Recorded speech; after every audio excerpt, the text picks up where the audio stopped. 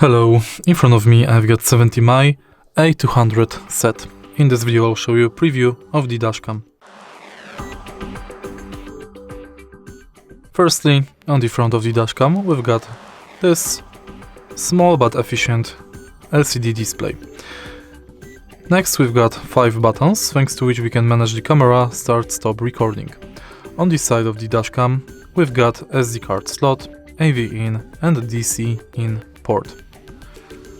On the back of the camera we can find serial number and some specifications. We can also tilt the camera to adjust it.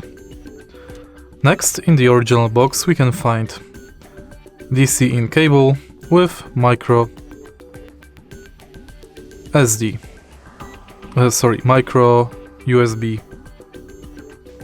Next we can find additional rear view camera, sticker to attachment, manuals and additional cable, thanks to which we can connect our dashcam with rear view camera. And that's basically it.